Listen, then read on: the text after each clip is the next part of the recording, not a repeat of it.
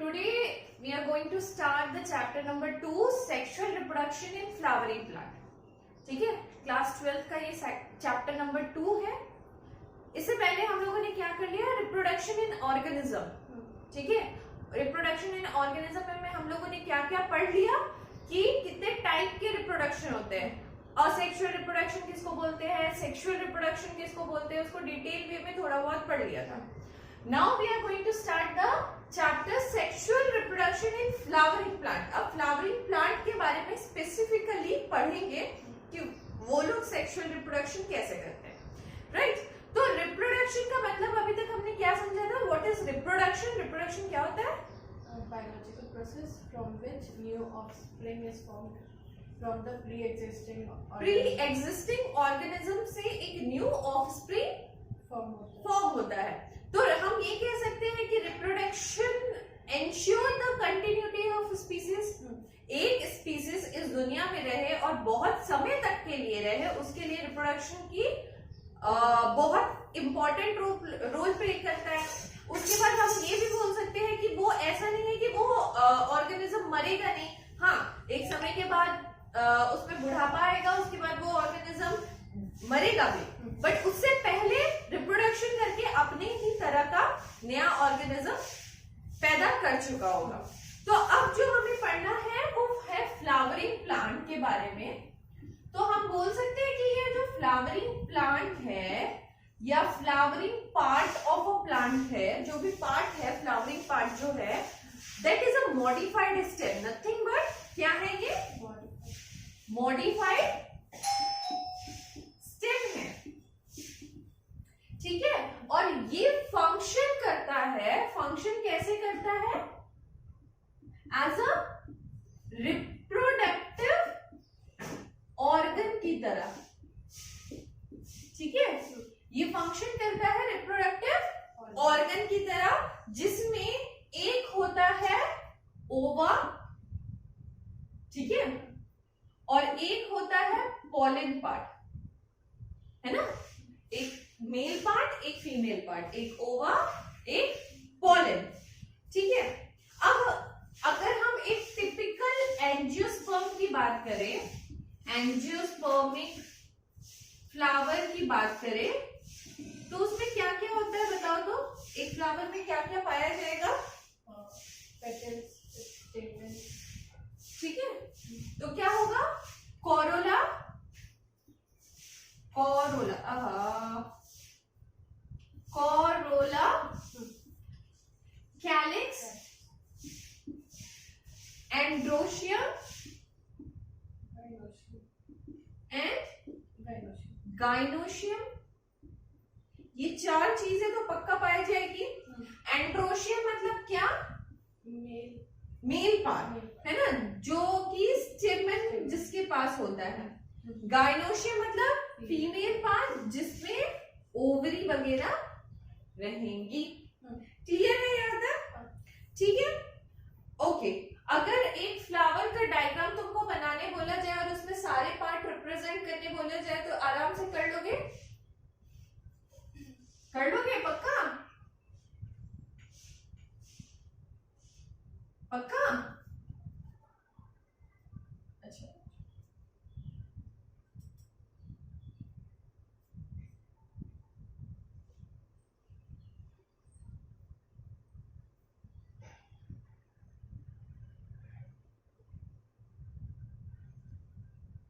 बना लो बना लो. हाँ.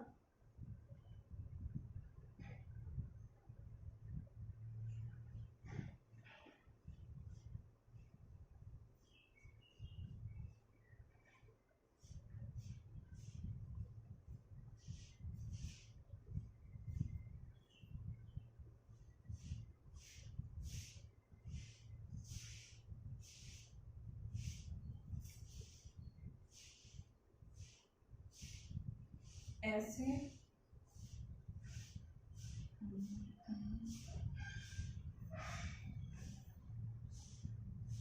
मेरा डायग्राम थोड़ा बुरा है, बट समझा देंगे सब. हाँ, समझने में.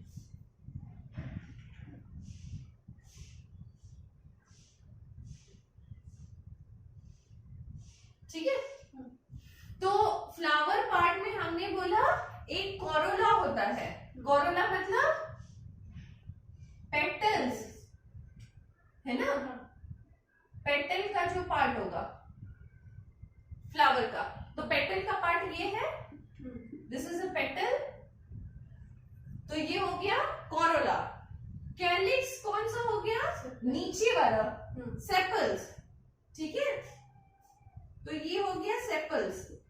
एक हो गया जिसको बोलते हैं एंड्रोशियम, मेल पार्ट।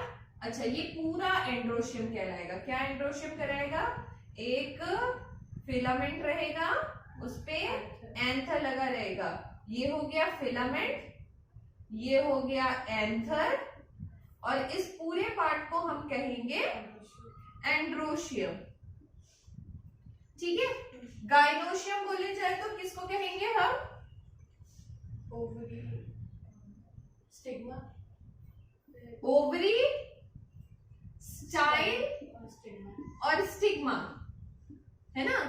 सबको मिला के, हम पूरे को मिला के क्या कहेंगे, गाइनोशियम। क्लियर है। यही पार्ट होते हैं मेनली एंजियोस्पर्मिक प्लांट में। इतना नोट कर लो, उसके बाद हम लोग आगे बढ़ेंगे pre fertilisation structure and events में, ठीक है, इतना नोट कर लो। सो बुक में अगर देखना चाहोगे तो ये वाला फिगर है, ठीक है, फिगर 2.1, राइट, ओके। चलो नेक्स्ट टॉपिक आता है हमारा pre fertilisation structure and event. मिटा दे,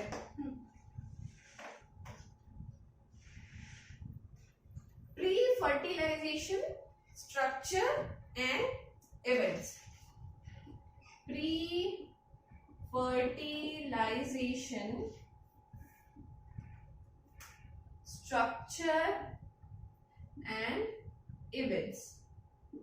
अच्छा, प्री फर्टिलाइजेशन मतलब क्या हो रहा है, फर्टिलाइजेशन से पहले का, है ना।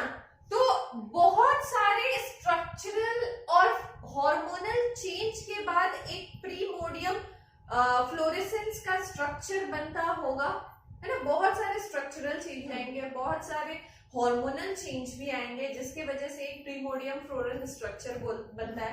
अब हम ये बोल सकते हैं कि इन्फ्लोरेसेंस जो होता है, फ्लावर का जो इन्फ्लोरेसेंस होता है जिसमें बर्ड निकलता है, हाँ, उसके बाद बर्ड से फिर फ्लावर बनता है, ठीक है। अब फ्लावर में मेनली क्या होता है, मेनली दो पार्ट होता है, एक मेल और एक फीमेल। तो मेल और फीमेल को हम किस तरह से रिप्रेजेंट कर रहे हैं अभी, एंड्रोशियम एंड गाइनोशियम से,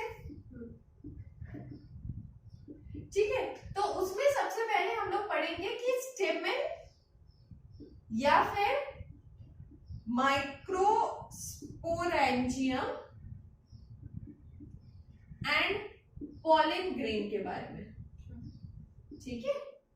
क्या, स्टेमेन, माइक्रोस्पोरेंजियम और पॉलन ग्रेन के बारे में।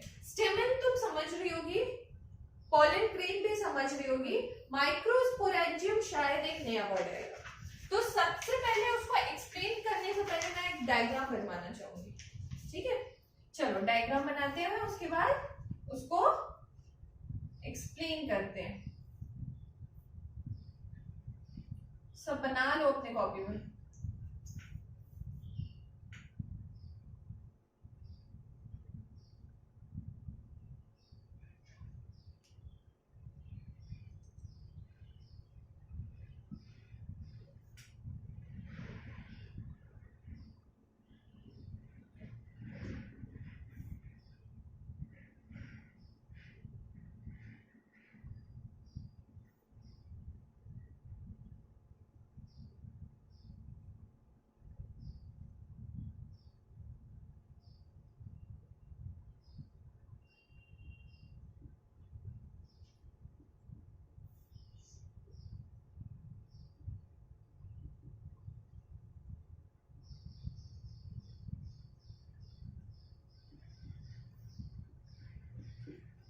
ठीक है, तो ये तो समझ रहे होगे, this is anther, this is filament, और ये फिलामेंट, फिलामेंट। अच्छा, और ये क्या है? ये एंथर को जब हम काटते हैं तो उसके अंदर का स्ट्रक्चर, ठीक है। तो ये है पॉलन ग्रेन, ठीक है। इसको क्या बोलेंगे? पॉलन सैक, जिसमें कि पॉलन ग्रेन रहता है, ठीक है। ओके, और ये जो लाइन है इसको बोलेंगे लाइन ऑफ डिहाइसेंस, ठीक है। और ये फिर से फिलामेंट ही है। क्लियर? डायग्राम क्लियर है? चलो, अब पॉलन ग्रेन या स्टेमन के बारे में क्या रहा है? स्टेमन के पास एक लॉन्ग फिलामेंट होता है। लिख लेते हैं पहला line, स्टेमन consist of long filament. Very nice, ये तो हमको पता है, ठीक है। एंड बाइलोब्ड एंथर, बाई मतलब दो, लोब, ठीक है। और क्या होता है? एंड बाइलोब्ड एंथर, ये भी समझ में आया? चलो, एक फिलामेंट होता है और बाइलोब्ड एंथर होते हैं, ठीक है। हर एक एंथर में, लोब में दो थेका रहता है। क्या समझ में आया? हर एक एंथर में दो थेका रहता है। लिख लेते हैं, ठीक है। Each lobe contain two theca. Clear? जिस दो को बोलेंगे डाइशियस, दो को क्या बोलते हैं? डाइशियस। तो इसको लिख लो डाइशियस मतलब दो, कोई भी चीज, तो दो थेका है तो डाइथीशियस, ठीक है। थेका से डाइथीशियस। क्लियर? समझ आ गया इतना? ओके, चलो आगे देखो क्या है। Stamen consist of long filament, very good. Bilobed anther, very good. हर एक लोब में दो थेका रहता है, वेरी गुड, ठीक है। ये एक लोब, दो लोब, ठीक है, दो थेका रहता है, वेरी गुड।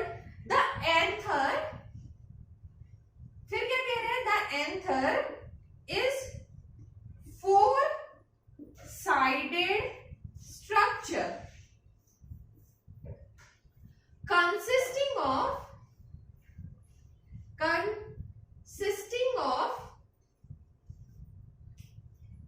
four microsporangia, क्या समझ में आया? हर एक एंथर जो होता है वो फोर साइडेड स्ट्रक्चर होता है, ठीक है। और वो जो फोर साइडेड स्ट्रक्चर का हर एक जो छोटा छोटा जो गोल गोल देख रहे हो, इसको बोलेंगे माइक्रोस्पोरेंजिया। थेका और माइक्रोस्पोरेंजिया में अंतर समझ में आया? ये है थेका और ये जो गोल गोल दिख रहा है, दिस इज माइक्रोस्पोरेंजिया। क्लियर है? तो the anther is four sided structure consisting of four microsporangia. Clear? Two in each lobe, हर एक लोब में कितना है? दो है ना? कोई दिक्कत यहाँ पे? नहीं। ओके, नेक्स्ट बोल रहा है microsporangia develops further and become pollen sac। क्या कह रहा है? माइक्रोस्पोरेंजिया डेवलप्स करेगा और एक पॉलन सैक बनाएगा। ये तो पॉलन सैक तो दिख ही रहा है हमको, मतलब बड़ा होगा और उसके अंदर पॉलन भरा रहेगा। और हमने डायग्राम में दिखाया है कि अंदर पॉलन भरा रहता है, पॉलन सैक रहता है। क्लियर? ये भी ठीक है। विच कॉन्टेन, जिसमें क्या रहेगा? Which contain pollen grains। Clear है यहाँ तक? स्ट्रक्चर के साथ मिल रहा है? हाँ। ओके। अब मतलब अगर हम 4 बोल रहे हैं तो हम माइक्रोस्पोरेंजिया बोलेंगे। हाँ, एक के बारे में डिस्क्राइब करेंगे तो माइक्रोस्पोरेंजियम बोलेंगे। ठीक है, 4 बोलेंगे तो माइक्रोस्पोरेंजिया बोलेंगे, एक के बारे में बोलेंगे तो माइक्रोस्पोरेंजियम बोलेंगे। नेक्स्ट पॉइंट कह रहा है कि microsporangium is generally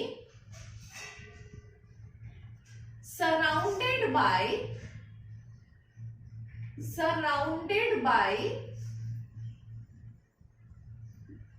4 layered wall। क्या कह रहा है कि माइक्रोस्पोरेंजियम जो होता है वो 4 लेयर वॉल से सराउंडेड रहता है। पक्का होगा? तुम भी सोच के देखो, this is very important part of the plant. अगर पॉलन ग्रेन नहीं होगा तो फर्टिलाइजेशन कैसे होगा? तो उसको प्रोटेक्टेड करने की बहुत जरूरत है, तो वो 4 लेयर वॉल से प्रोटेक्टेड रहता है। क्लियर? वो 4 लेयर वॉल क्या होता है? सबसे ऊपर वाले लेयर को बोलेंगे एपिडर्मिस, उसके अंदर वाले लेयर को बोलेंगे एंडोथीशियम,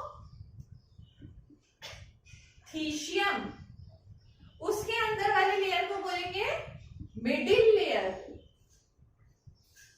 उसके अंदर वाले लेयर को बोलेंगे टैपेटम। ठीक है, ये 4 तरह के लेयर रहते हैं जो एक माइक्रोस्पोरेंजियम को कवर करके रखते हैं, है ना, प्रोटेक्शन चाहिए। तो इसको सीक्वेंस वाइज ही याद करें। यस, एक के बाद एक, इसके बाद ये, इसके बाद ये लेयर, इसके बाद ये लेयर। ठीक है, and tapetum is important layer क्योंकि वो नरिशमेंट देता है पॉलन ग्रेन को। तो लिख लेते हैं टैपेटम, इनर मोस्ट लेयर जो टैपेटम रहता है, inner most layer tapetum provide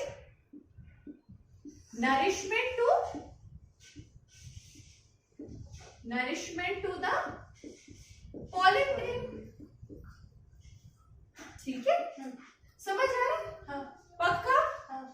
okay, चलो यहां तक बात हुई तुम्हारा माइक्रोस्पोरेंजियम की और स्टेमेन की। इसके बाद एक आता है जिसको हम बोलते हैं स्पोरोजेनस टिश्यू। ठीक है, यहां तक नोट करो, उसके बाद बताते हैं।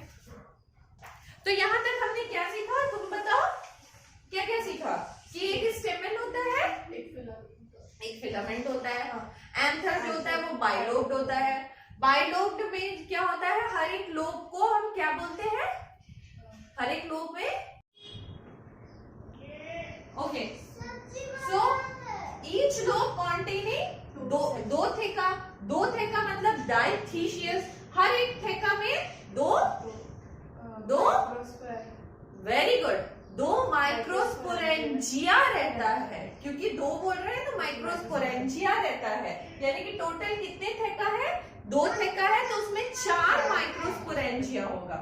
ठीक है, अब जो 4 माइक्रोस्पोरेंजिया है उसके वो जब डेवलप करेगा उसके अंदर पॉलन ग्रेन्स डेवलप करेंगे। वो पॉलन ग्रेन्स किस में डेवलप करेंगे? पॉलन सैक होगा उसके अंदर डेवलप करेंगे। अच्छा, पॉलन ग्रेन्स को प्रोटेक्ट करना भी बहुत इंपॉर्टेंट है, इसीलिए प्लांट क्या करता है, धीरे धीरे 4 तरह के लेयर उसमें बना लेता है।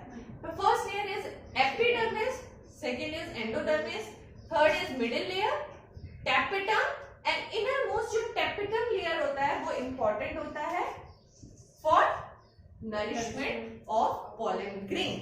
ठीक है, नेक्स्ट एक आता है स्पोरोजेनस टिश्यू, मिटा लेगा, स्पोरोजेनस टिश्यू। अच्छा, उससे ओके, स्पोरोजेनस टिश्यू,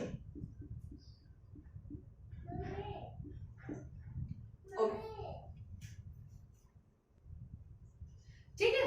तो स्पोरोजेनस टिश्यू क्या होता है? इट इज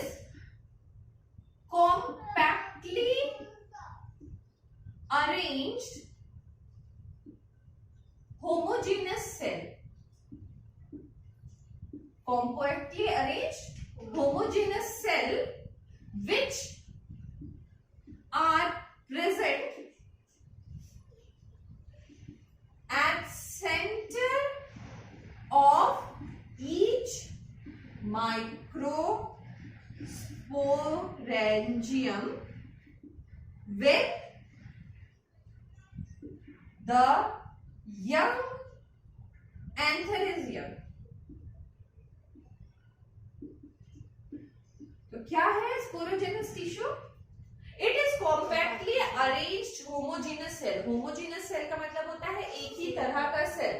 ठीक है, कॉम्पैक्टली अरेंज्ड होमोजेनस सेल होगा जब माइक्रोस्पोरेंजिया यंग होगा. तो when the anther is young, तो वही है. अब एंथर मतलब क्या हो रहा है? एंथर के अंदर क्या है? माइक्रोस्पोरेंजियम है. माइक्रोस्पोरेंजिया इज यंग, है ना. तो माइक्रोस्पोरेंजिया जब यंग है तो उसके अंदर एक स्पोरोजेनस टिश्यू होता है जो कि फर्दर डिवाइड होके पॉलन ग्रेन, पॉलन सैक वगैरह बनाता है. क्लियर? अब एक टॉपिक आता है माइक्रोस्पोरोजेनेसिस. माइक्रोस्पोरोजेनेसिस का मतलब क्या होता है? मिटा ले रहे हैं. ठीक है, माइक्रोस्पोरोजेनेसिस मतलब होता है प्रोसेस, वो प्रोसेस जिससे कि पॉलन ग्रेन डेवलप होता है, बनता है. ठीक है, माइक्रोस्पोर्स बनता है. अभी धीरे धीरे ना समझ में आएगा कि माइक्रोस्पोर्स मतलब होता है पॉलन ग्रेन, क्योंकि उसका साइज छोटा होता है. मेगास्पोर मतलब ओव्यूल या फिर एग्स. ठीक है, क्योंकि उसका साइज बड़ा होता है. तो माइक्रोस्पोरोजेनेसिस मतलब होगा वो प्रोसेस. स्पोरोजेनेसिस मतलब वो प्रोसेस जिसके थ्रू पॉलन ग्रेन डेवलप होते हैं. द प्रोसेस ऑफ फॉर्मेशन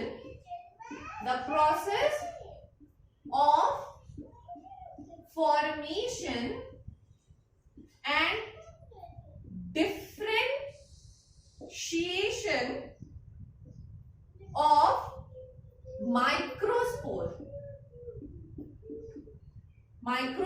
जिसको हम पॉलन ग्रेन बोलते हैं, फ्रॉम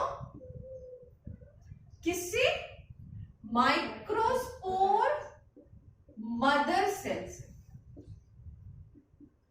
मदर सेल्स जिसको हम MMC से भी रिप्रेजेंट करते हैं. किस डिवीजन से?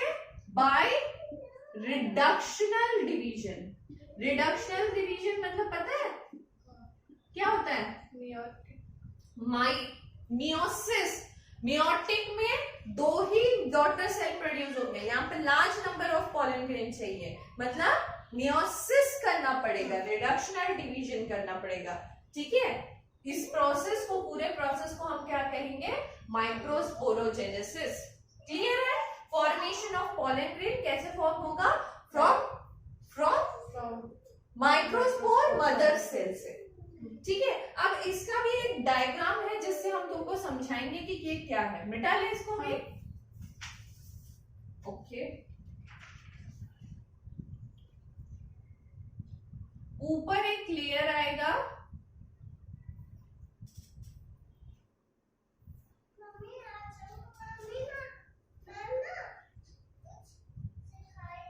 ठीक है, जिसको बोलेंगे एपिडर्मिस, क्योंकि ये ऊपर का लेयर है. उसके बाद वाले लेयर बताओ तो क्या बोलते थे? एंडोथीसियम.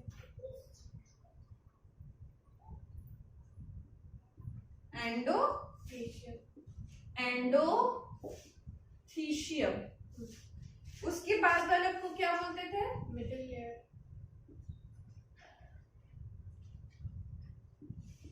Middle layer. उसके बाद वाले को क्या बोलते थे?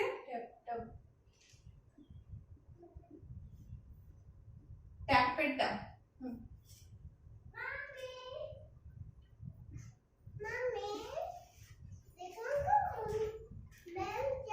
इसके अंदर वाले लेयर को बोलेंगे टैपेटम, और ये लेयर जो होता है वो इंपॉर्टेंट होता है फॉर नरिशमेंट. ठीक है, ओके। इसके टैपेटम का लेयर के अंदर एक सेल होता है, ठीक है, ये भी टैपेटम का ही लेयर होगा, चारों तरफ से घिरा हुआ। इसके अंदर ये जो सेल देख रही हो ना, इस सेल को बोलेंगे हम माइक्रोस्पोर मदर सेल, ठीक है। तो ऐसा कुछ डायग्राम होगा और ये माइक्रोस्पोर मदर सेल फिर डिफरेंशिएशन में जाएगा, फिर सोचो अंदर ये पॉलन ग्रेन होगा, इतने लेयर से प्रोटेक्टेड। क्लियर है? ठीक, ओके। नेक्स्ट क्या बोल रहा है, होता कैसे है इसमें डिवीजन। जो स्पोरोजेनस टिश्यू होता है, स्पोरोजेनस टिश्यू मतलब क्या, वो टिश्यू जो माइक्रोस्पोर के अंदर है जब माइक्रोस्पोर या एंथर यंग है, ठीक है। तो जो स्पोरोजेनस टिश्यू होता है, स्पोरोजेनस टिश्यू होता है, वो किस में जाएगा, वो रिडक्शन में जाना होगा, उसको रिडक्शन में जाना होगा, तभी तो डिफरेंशिएशन होगा सेल का, ठीक है। अंडरगो कौन से डिवीजन में जाएगा, मियोटिक डिवीजन, मियोटिक डिवीजन में जाएगा। और क्या पैदा करेगा, ध्यान से देखना, एक टिश्यू से माइक्रोस्पोर टेट्राड, टेट्राड मतलब एक स्पोर से चार स्ट्रक्चर, एक सेल से 4 स्ट्रक्चर, पहला डिवीजन हो गया, ठीक है, ओके। माइक्रोस्पोर टेट्राड हो गया। अब उसके बाद क्या होता है, धीरे धीरे करके फिर पॉलन ग्रेन का जर्मिनेशन होता है। ये वाला डायग्राम तुम लोगों की बुक में अवेलेबल है, देखा होगा, ठीक है। तो ये वाला डायग्राम देखो, इसमें अंदर पॉलन ग्रेन है और ये पूरा लेयर है, जो भी टैपेटम वगैरह या मिडिल लेयर या एंडोथीशियम या एपिडर्मिस का सब लेयर बना हुआ है, इसके अंदर पॉलन ग्रेन है, ठीक है। तो पॉलन ग्रेन के बारे में अगर हम बोलेंगे तो पॉलन ग्रेन क्या है, पॉलन ग्रेन क्या है, मेल गैमेटोफाइट है ना, मेल गैमेटोफाइट है, ठीक है। अब देखो यहाँ पे स्पोरोजेनियस टिश्यू मियोटिक डिवीजन हुआ, 4 बना, 4 से फिर 8 बनेगा, 8 से फिर 16 बनेगा, 16 से फिर 32 बनेगा, फिर बढ़ता जाएगा। तो बढ़ता जाएगा तो क्या बनेगा, पॉलन ग्रेन बनेगा, ठीक है। अब पॉलन ग्रेन होता कैसे है, पॉलन ग्रेन कुछ ऐसा होता है, देखो एक ग्रेन होता है,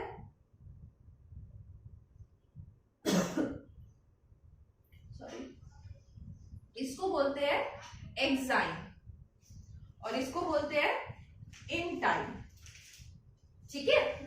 तो एक्साइन क्या होता है, एक्साइन जो होता है पॉलन ग्रेन में, वो made up of sporopollenin, sporopollenin से बना होता है। किससे बना होता है, पोलिनिन से बना होता है।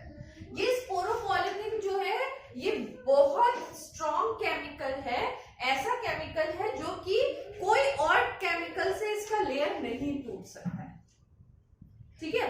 ये बहुत ज्यादा प्रोटेक्टिव स्पोरोपोलिनिन है, दुनिया में अभी तक ऐसा कोई केमिकल नहीं है जिससे ये गल जाए और जिससे के अंदर कुछ और जम्स वगैरह या फिर वो केमिकल अंदर चला जाए, तो बहुत स्ट्रॉन्ग लेयर है, ठीक है। तो स्पोरोपोलिनिन से बना हुआ है, ठीक है। It can withstand in high temperature, ठीक है, हाई टेम्परेचर में भी अच्छे से रह सकता है, साथ साथ में एल्कलाइन नेचर हो या एसिडिक नेचर हो, किसी में भी रह सकता है, इजीली सरवाइव कर सकता है। तो क्यों इसकी जरूरत होती है कि जब पॉलिनेशन होता है तो बाय विंड हो रहा है, बाय वाटर हो रहा है, किसके थ्रू हो रहा है, तो उसको टूट ना जाए, डिस्ट्रक्ट ना हो जाए, पॉलन ग्रेन अच्छे से अंदर में रहे, तो इसीलिए उसको प्रोटेक्शन देने के लिए स्पोरोपोलिनिन का एक लेयर रहता है, ठीक है, तो no enzyme can degrade that, हम बोल सकते हैं no enzyme can degrade it. Clear? अब इंटाइन का क्या काम है? इंटाइन जो होता है वो made up of cellulose and pectin. किससे बना हुआ है? सेलुलोज और पैक्टिन से बना हुआ है। और इसमें ना स्पोरोपोलिनिन में एक पोर होता है। वो पोर का क्या काम है सोच के बताओ। यहां से पॉलन ग्रेन पास होगा ना। अब स्पोरोपोलिनिन इतना स्ट्रॉन्ग है कि उसको निकलने ही नहीं देगा पॉलन ग्रेन को, तो फायदा क्या है ना। पॉलन ट्यूब यहां से जर्मिनेट होगा, है ना। पॉलन ट्यूब जर्मिनेट होगा तो जर्मिनेशन के लिए एक जगह चाहिए, तो वो जगह क्या है? उसको बोलते हैं जर्म पोर। क्या बोलेंगे? ठीक है, तो जर्म पोर वो जगह है जहां से पॉलन ट्यूब निकलता है और पॉलन ग्रेन भी निकल के फिर फर्टिलाइजेशन की तरफ आगे बढ़ता है। जहां पे मान लो स्टिग्मा ऑफ द फ्लावर पे बैठ गया, फिर स्टिग्मा से पॉलन ट्यूब जर्म पोर से निकाल के पॉलन ट्यूब निकाल दिया और पॉलन ट्यूब के अंदर से पॉलन ग्रेन निकल गया। क्लियर है? तो अगर पॉलन ग्रेन पूछा गया तो बता दो कि क्या क्या होता है। एक होता है एक्साइन, एक होता है एंटाइन। एक्साइन में इंपॉर्टेंट पार्ट क्या है? ये मेड अप ऑफ स्पोरोपोलिनिन से बनता है, जो कि high temperature alkaline acidic nature सबसे रेजिस्ट करता है। कोई भी एंजाइम से ये डिग्रेड नहीं होगा, तो that's why it can resist the pollen grain from any extreme condition. ठीक है, बचा सकता है। नेक्स्ट क्या है? एक एंटाइन होता है जो सेलुलोज एंड पैक्टिन से बना होता है। ऑब्वियसली अंदर पॉलन स्पोर है ना, स्पोर्स है, तो वो स्पोर्स को खाना चाहिए ना, तो वो प्रोवाइड करेगा एंटाइन, क्योंकि सेलुलोज एंड पैक्टिन से बना हुआ है। Very nice. अब जर्म पोर बोल के भी एक चीज होता है जहां से पॉलन ट्यूब निकलेगा, ठीक है, और जहां से पॉलन ग्रेन निकल के फर्टिलाइजेशन होगा। यहां तक क्लियर है? पक्का पक्का पक्का? ओके ओके, मिटा ले। ओके, अगर पॉलन ग्रेन, ये तो है उस समय की बात जब पॉलन ग्रेन बच्चा था।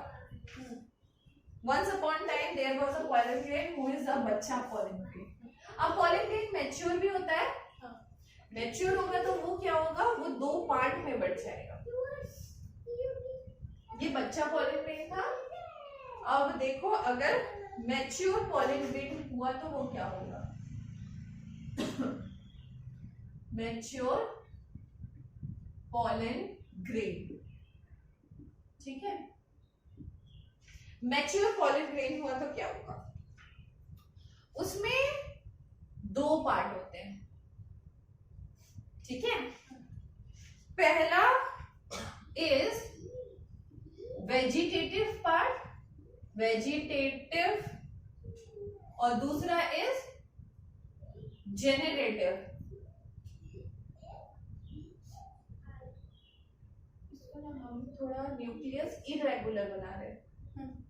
न्यूक्लियस इज इरेगुलर, ठीक है। जेनरेटिव पार्ट और एक वेजिटेटिव पार्ट, दो तरह का पार्ट होता है। अब हम वेजिटेटिव के बारे में क्या लिख सकते हैं? वेजिटेटिव के बारे में हम लिख सकते हैं, डिंकी लग रहा है, this is a bigger part, है ना। और मैंने पहला हिंट दे दिया कि इसका न्यूक्लियस जो होगा वो कैसा होगा? इरेगुलर होगा, ठीक है। साथ साथ में ये बड़ा होने के कारण फूड भी बहुत ज्यादा रिजर्व कर पाएगा, अबंडेंट फूड रिजर्व कर पाएगा, ठीक है, ज्यादा से ज्यादा खाना स्टोर कर पाएगा। चौथा है, it is responsible for the development of pollen grain, responsible for the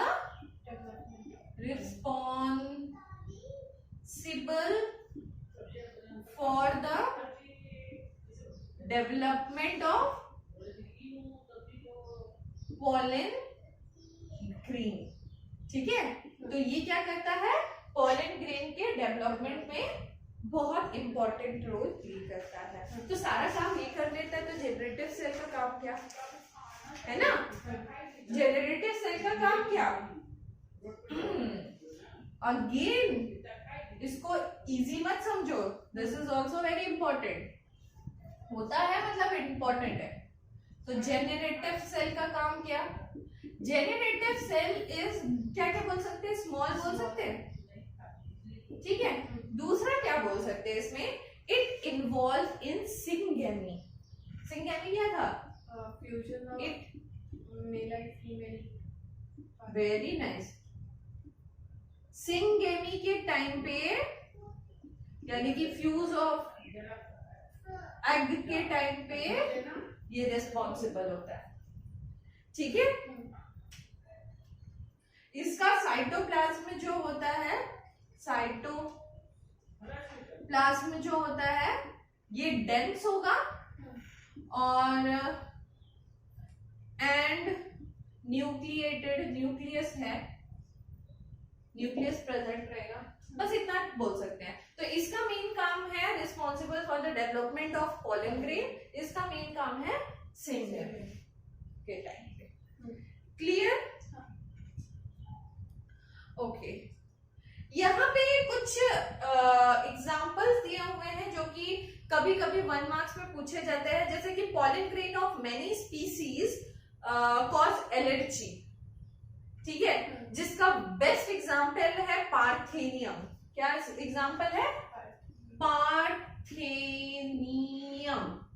तुम लोग बहुत ज्यादा झारखंड में तो बहुत ज्यादा दिखाई देता है। कभी भी रेलवे ट्रैक के इधर से अगर गुजर रहे होगे तो देखा होगा, लंबा लंबा प्लांट होता है और उसमें व्हाइट व्हाइट कलर का पूरा फैला फैला रहता है। प्लांट मतलब एक डंडी की तरह होता है और उसके चारों तरफ व्हाइट व्हाइट रहता है और वो हवा आने से उड़ जाता है ना? तो दैट इज पार्थेनियम, मतलब वो एलर्जी क्रिएट करता है। उसको झारखंड से हटाने की काफी कोशिश की गई है बट वो अभी तक नहीं हटा है।